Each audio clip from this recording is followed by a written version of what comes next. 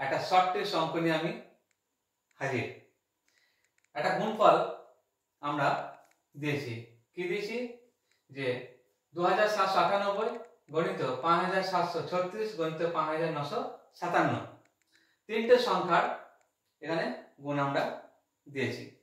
ঠিক আছে, সেখানে কি চেয়েছে যে এই গুণফলের শেষের অঙ্কটা কি হবে, এই গুণফলের শেষের অঙ্কটা কি হবে। এখানে শুধু একটা মাথায় রাখবে যে প্রত্যেকটা শেষের অঙ্কগুলোকে আমি তুলে নেবো, আর কিচ্ছু না। কি করবো, প্রত্যেকটা শেষের অঙ্কগুলোকে তুলে নেবো। একটা 9, আর একটা দেখো 6, আর একটা দেখো 7, আর এখানে অন্য কোনো কিছু ভাববে না। 6 9 গুণ করলে কত হয় 54, তাহলে শেষে কত পেলাম দেখো 4। এই 4 এর সঙ্গে 7 গুণ করে দেবে, 4 7 28, তাহলে শেষে কত দাঁড়ালো আমাদের 8।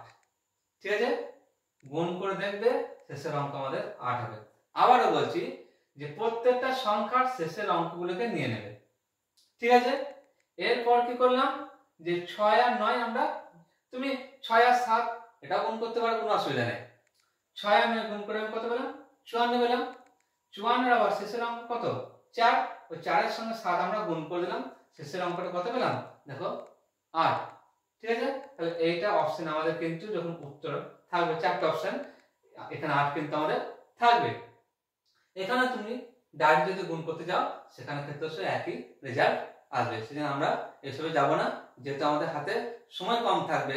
সহজে কিভাবে করা যায় তা নিয়ে আমি দেখিয়ে দিলাম। আশা করি প্রত্যেকের ভালো লেগেছে।